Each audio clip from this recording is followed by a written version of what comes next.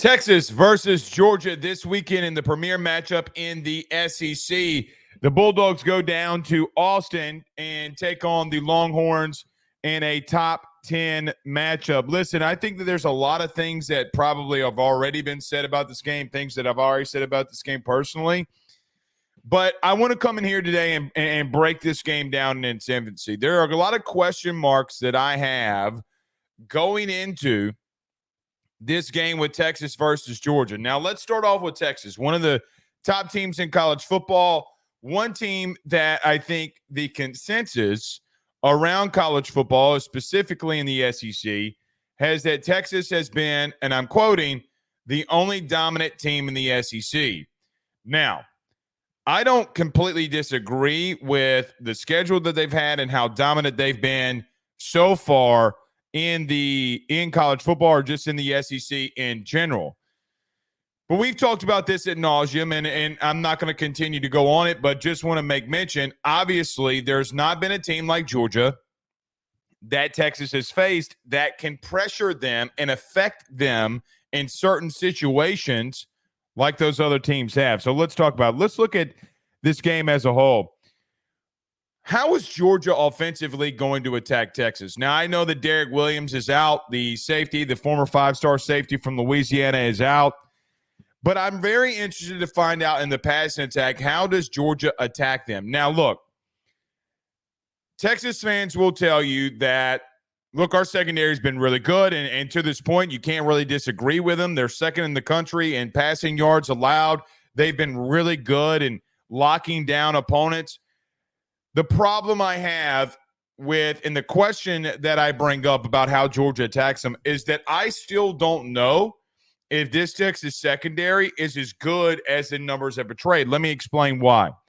Last year, Texas was 113th in the country in passing yards allowed. Now, I do think that they have gotten much better. I think you can tell that. I think you can see that on film. They have gotten much better. Name the team that's been able to test them at any given point, whether it be in the passing game, with tight ends, running backs, receivers, whatever it may be, who has been able to honestly test them. And I think that going into this game, that part is the most interesting of it all.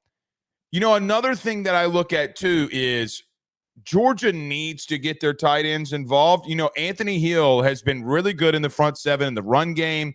He's been really good in the front seven and things that he's doing going sideline to sideline.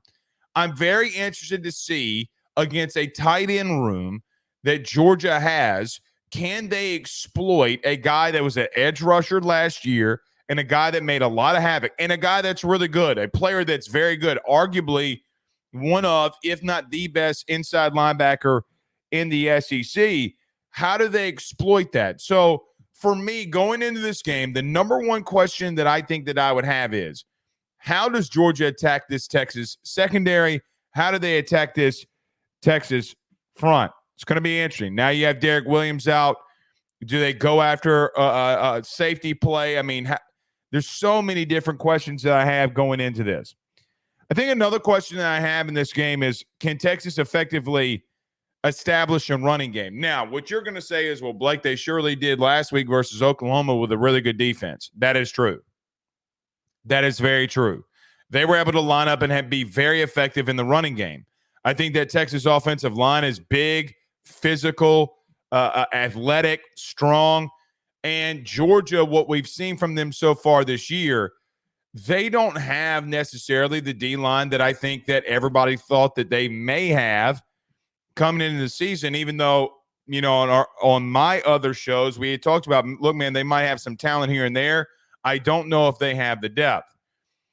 But if you go back and watch the Oklahoma game, if you go back and watch the Michigan game, I feel like both of those teams, Oklahoma and Michigan, I don't want to say their defense is broke, but their offenses couldn't move the football, and they were constantly on the field. And I think as the game went on, Texas just wore down Oklahoma. And I thought Kirk Herbstreit last week in the Red River blowout said it best. There is no body on the Texas sideline that was worried about Oklahoma scoring the football. And they were right. And he was right. But against a front seven and arguably one of the better front sevens that you've seen. How are you able to overcome and establish a running game? Now, I'm going to throw this out there. I do think that Georgia's defense is better, even though they've given up 31 points to Mississippi State, even though they gave up 41 to Alabama. I still think that they have tons of talent on that side of the football. I think it's very naive for some to say that, like, we look at last week versus Mississippi State and say, oh, man, they're really bad defensively. Guys, they were vanilla as Bluebell ice cream. I'm sure our Texas A&M fans will love hearing that. But they were as vanilla as you can be. They didn't do anything special. They wanted to line up in man coverage. And look, and to Mississippi State's credit, to Jeff Levy's credit, he took advantage of that and kept that game close. They did nothing special. They also got out-coached and out-schemed against Alabama in that first half that I'm sure Sarkisian's going to be able to exploit. But I just want to see, with an injured running back room, and you're having to find guys in that room that can continue to take steps up. I'm really interested to see how they're able to establish an effective running game against Georgia. I will say this. I do think that Georgia is going to have their moments, and I think Texas will have their moments in the running game. But I think I'm going to lean Georgia in this scenario. People have continually, say that I am crazy in that. I just need to see Texas be able to establish. Now, Georgia has not faced a better offensive line than this, in my opinion. Now, Alabama had a really good one and has a really good one. And I think it's interesting that they've been more tested, and I think that they know what they're going up against. So it's going to be very interesting to see how they're able to establish the running game. For what it's worth, Texas is 40th in the country in run offense. And with that being said, I just don't know if they faced a better overall team than this. No, you haven't. Look, you haven't faced a better overall team than this. And it's going to be very interesting to see how you run the football. 40th in run offense and against the teams that you've played is not necessarily great. Another main thing, the third point going into this game, and before we kind of break it down and how I see it going, Georgia's going to have to find a way to get after Quinn Ewers. Now, I don't think that this Georgia – I think that Kirby the last couple of years predicated himself in multiple situations to be able to get home with 4. They're not able to do that right now. It's been a massive problem for them getting after the quarterback. I know that they've tried and they've done some different things in Pascal in that front seven. It just hasn't worked. There is one key for Georgia in this game that I think that everybody's overlooking and that Kirby's going to have to do. You're going to have to get after Quinn Ewers. We have seen when Quinn is under attack and under pressure, his decision-making is very flawed and very bad at times. Guys, Texas fans can get mad at that, but they know that that's true. Now, if Quinn can read the defense and has established where blitz is or where pressure is coming from, Quinn also has the capacity and capability to pick you apart. Georgia's 78th in the country in sacks, and that's not their game. 2 years ago when you won a national championship, you were top 5 in sacks. The year before that, you were top 10 in sacks. And I know that you were able to get home with 4. You can't do that now. You're going to have to get after Quinn Ewers. Another reason about that is, and what everybody knows is, Quinn has been beat up. And in these high-profile games, he has shown that he can be a little roughed up and beat up. You got to get to him. Even if you're not sacking him, you got to get hits on him. You got to force him to make quicker decisions. And I know that Sark wants to get the ball out quick. I know both coaches know each other very well, and Kirby Smart and Steve Sarkisian. But you're going to have to find a way, if you're Georgia, to get after Quinn Ewers and get him down to the ground. 78th in sacks, man. It's not great. I just think that you're going to have to try to find a way to establish getting after him. Here's how I think this game is going to go. I think that this game is going to get – I think that this game is going to be close early. I think that in the first quarter, I could surely see both teams filling each other out. I just don't know what I don't know about Texas.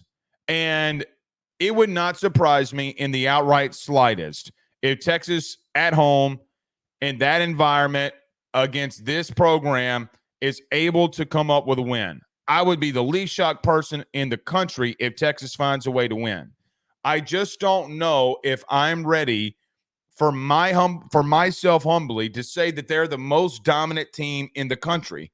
I don't buy that because I look at the games that they've played to date, and I just say to myself, I don't know where teams can attack them and where they're vulnerable, because I do think that there's going to be areas that they're vulnerable, and I don't think that they've been tested at all, and I don't think that they have been they haven't seen a team on both sides of the football that are this physical. Do I think Texas can be a very good football team? Yes, I do. I really do. Do I think are they SEC championship caliber? Yeah, they are. They have the talent. They have the coaching staff. They have the personnel. I just need to see them do it, because I've seen a lot of teams in the SEC this year get tested and get highly tested. The only team that I think that the verdict is out on is Texas.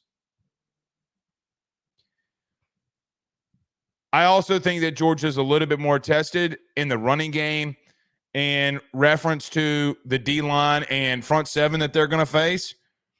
Look, man, if I had to pick today, which I'm not, if I had to pick today, I'm going to lean Georgia. Only for the reason that I just don't know what I don't know about Texas. Now, our good buddy Josh Pate, who's been on the show, would tell you that, look, man, I've seen them up close and personal. They're a really good football team. And look, man, the dude's one of the best in the business because he knows what he's talking about. I just can't. I cannot pick them at the current moment. I think Georgia just finds a way.